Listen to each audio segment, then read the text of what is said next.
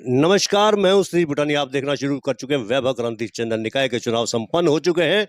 पहली बार direct chairman के चुनाव में मतदाताओं ने डॉक्टर यशपाल भारतीय जनता पार्टी के प्रत्याशी को चुना है। अब दौड़ धूप शुरू हो गई है वाइस चेयरमैन के लिए। प्रयास कर जा रहे हैं पार्षद द्वारा कि कौन हो सकता है अगला वाइस चेयरमैन। जोड़ तोड़ की राजनीति जिस तरीके से चल रही है, उससे लगता है कि आने वाले समय में जब नोटिफिकेशन जारी होगा, उसके बाद वाइस चेयरमैन की दौड़ धूप में लोग आगे निकल आएंगे। फिलहाल बात करते हैं, पहली बार सर्वसम्मति से चुनाव जीते हैं वार्ड नंबर 6 से ज्योति, वाइफ ऑफ रविंदर खेड़ी। रविंदर खेड़ी हमारे साथ है। सबसे पहले शुभकामनाएं आपको। आपकी धर्मपत्नी पार्षद निर्वाचित हुई है वार्ड नंबर 6 से सर्वसम्मति से। वाइस चेयरपर्सन की दौड़ में कहां तक आप अपने आप को पा रहे हैं?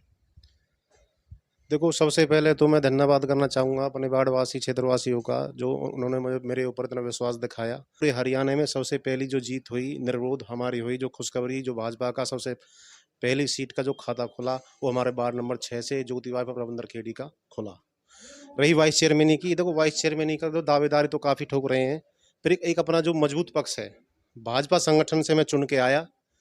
अब भाजपा संगठन ने चेयरमैन के चुनाव में मेरी जो ड्यूटी वार्ड में लगाई, वार्ड में पूरी ईमानदारी से, निष्ठा से और अपने कार्यकर्ताओं के साथ मैंने पूरी लगन से मेहनत की और मेरे वार्ड से यशपाल, डॉक्टर यशपाल भाई जी 70% वोटों से जीत के आए। मेरे वार्ड में 3 बूथ थे, उन तीनों बूथों में बाकी जो कैंडिडेट है किसी की भी 100 वोट नहीं निकली। तीनों बूथों में 100 वोट से कम का आंकड़ा था।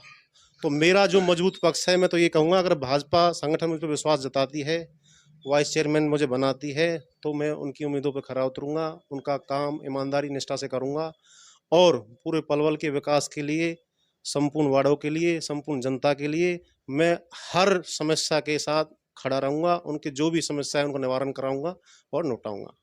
रविंदर जी, पिछला चुनाव आप खुद लड़े थे वार्ड नंबर, इसी वार्ड से ही पहलाद पंचायत से आपकी हार हुई थी। शायद 69 वोट, 69 वोटों से हारे थे। वजह क्या रही थी? उस दौरान भी आप काफी फेमस थे, आपका नाम चर्चाओं में था, जीत की दौड़ में शामिल थे उस दौरान। वजह क्या रही हार की? देखो, चुनाव है जी, वजह तो इसमें कई वजह होती है, एक वजह तो स्पेशल नहीं थी। पर उस टाइम थोड़ा जाट आरक्षण हुआ था 2015 में पूरे हरियाणा में उधर। तो जाट आरक्षण का एक थोड़ा एक जेलसी थी, मतलब एक जहर घोल दिया गया था कि भी जाट वर्सेस अदर। तो ये जो जहर था वो मेरे बहुत ही ज़्यादा खिलाफत रही। उस चीज़ में जो कुछ लोग आ गए, उन्होंने वो उन तक नहीं पहुंच पाया, तो वो मुझ पे विश्वास नहीं जता पाए। उन्होंने सोचा कि भाई जाट के प्रति तो नाराजगी थी, तो मेरा खाला जो कास्ट रीजन है जाट वाला, वो मेरे चुनाव में मेरे लिए हानिकारक हुआ। अच्छा, अब आप वाइस पर्सन की दावेदारी ठोक रहे हैं, अपनी धर्मपत्नी को बनाना चाहते हैं वाइस चेयरमैन। क्या कारण मानकर चलते हैं कि आपकी धर्मपत्नी को भारतीय जनता पार्टी आलाकमान चुन सकता है? देखो, सबसे पहले तो जनता का विश्वास है। जब जनता ने मुझे निर्वोध चुन के भेजा है, तो कुछ तो क्वालिटी, कुछ विश्वास, कुछ उम्मीदें मेरे को होगी, कुछ मेरे में देखा होगा। पिछले 8 साल से मैं अपनी जनता के साथ हर सुख दुख में, हर कार्य में मैं खड़ा रहा हूँ। दिन हो रात हो, मैं कभी पीछे नहीं हटा हूँ। तो मेरी तो यही मजबूती रहेगी कि जनता मेरी साथ है। और मेरे वार्ड का ही नहीं, पुल पार 7-8 वार्ड आते हैं, सारे 7-8 वार्डों में सारी जनता मेरे साथ है, सबका विश्वास मेरे साथ है। और उनको लगता भी ये है कि पुल पार 7-8-9 वार्ड जो भी आते हैं, कि भाई पुल पार सारी ये जो पद हैं, ये थोड़ी है कि भाई अपना शहर में दे दिए जाएं। उनकी भी डिमांड ये है सभी की कि भाई अपने पुल पार भी वाइस चेयरमैन का जो पद है ये दिया जाए। और पुल पार 70-80% जो काम होने वो पुल पार ही होने हैं। तो देखो, मैं तो सरकार से ये उम्मीद करूंगा कि वाइस चेयरमैन का जो पद है हमारे पुल पार दिया जाए। और मैं उम्मीद करूंगा कि अपने लिए डिमांड करूंगा उसमें कि भाई हमें दिए जाए, और जो मुझे वाइस चेयरमैन का पद मिलता है तो मैं उसके लिए विशेष रूप से सभी के लिए कार्य करूंगा। आपने बताया कि पिछला चुनाव जो हारे थे ना, वो जातीय आंकड़ों के आधार से हारे थे, यानी कि जाट आंदोलन चला था, जाट वर्सेस नॉन जाट का नारा लग गया था, आपका ये कहना है। मैं भी यही सवाल करूंगा आपसे, लेकिन मैं जहर नहीं बोलूंगा। संख्या बल की बात की जाए तो जाट जो पार्षद है इस बार 6 चुनकर आए हैं। क्या मानकर चलते कि 6 जो चुनकर आए हैं सबसे ज्यादा संख्या में है, और उनमें अकेले आप निर्विरोध रही? क्या यही मानकर चलते हैं कि आप, इसका भी एक कारण हो सकता है? देखो, जाट समाज से यहाँ 6 पार से चुन के आए हैं। देखो, समाज तो देखो, ये वोटर जो भी समाज से चुन के आता है वो एक ही समाज से कोई चुन के नहीं आता है। मैं हूँ या जाट समाज से मेरे सकल 5 जो चुन के आए हैं, वो 36 बिरादरी के विश्वास से, सपोर्ट से, वोटों से चुन के आए हैं। चलो, ये कहना तो गलत होगा कि वो अपने बलबूते पे आए हैं। देखो, पूरी कॉलोनी का, सबका वोट का बहुमत से आए हैं। तो मैं तो यही कहना चाहूँगा, कास्ट वाइज़ पे मैं नहीं लेना चाहूँगा। मैं तो यही कहूँगा कि भाजपा संगठन या भाजपा हाईकमान देखो जिस पे विश्वास जताता है वो हमारे लिए मान्य होगा, उसको हम मानेंगे, उसके साथ मिल के चलेंगे। पर देखो अपनी-अपनी कोशिशें तो सभी कर रहे हैं। मैं अपनी कोशिश अलग कर रहा हूँ, वो अपनी अलग कोशिश अलग कर रहे हैं। पर इसमें विशेष समाज की बात नहीं है। समाज तो और भी काफ़ी हैं, सब सारे समाज हमारे अपने ही हैं, कोई भी समाज हो। और चुनाव राजनीति ये एक समाज से नहीं होती है, सभी को साथ लेके चलते हैं, छत्तीसगढ़ आदि को साथ लेके चलते हैं, सभी के साथ होती है। मैं तो जैसे छत्तीसगढ़ आदि ने विश्वास मेरे ऊपर जताया या बाकी औरों के ऊपर जताया, सभी के ऊपर जताया है। और ये तो हम भाजपा संगठन से उम्मीद करते हैं कि वो हमारे पक्ष में आए और हमें ज़िम्मेदारी सौंपे।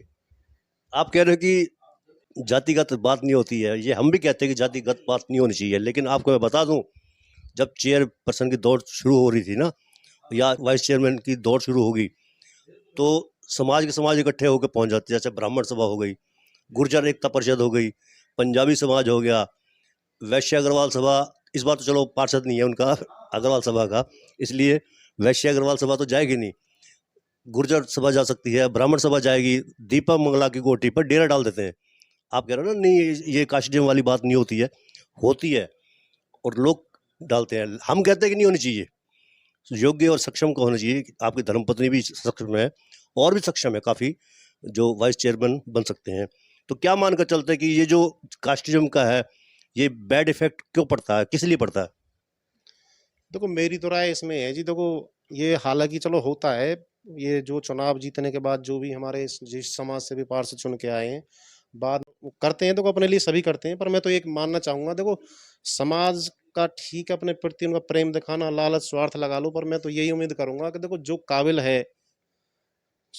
है, हुनर है जिसमें, जिसके पीछे है कि वोट बैंक भी है, बहुमत भी है, लोग वागों की उम्मीदें भी है, विश्वास भी है, उनको बनाओ आप वाइस चेयरमैन। रवि जी, एक बात और है, व्यापारियों में, दुकानदारों में आपकी खूब पैठ है, बाजारों में मैंने अक्सर देखा है।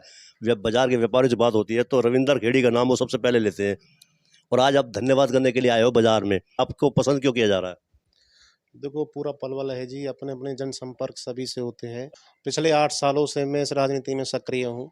पिछली बार भी चुनाव लड़ा था, अब की बार भी चुनाव हमारा निर्विरोध चुनाव हुआ है।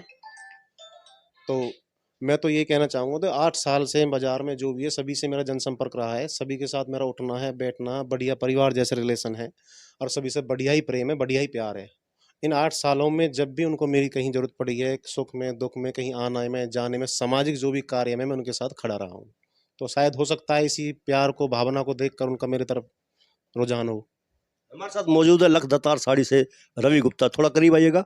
रवि जी, चुनाव में तो आप धीरज के साथ थे, निर्दलीय प्रत्याशी, और आप यहाँ पर वाइस चेयरपर्सन के ज्योति का आप समर्थन कर रहे हैं, और ये कह रहे हैं कि बाजार में खूब इनका आना जाना भी है पिछले 8 साल से। क्या कहेंगे आप?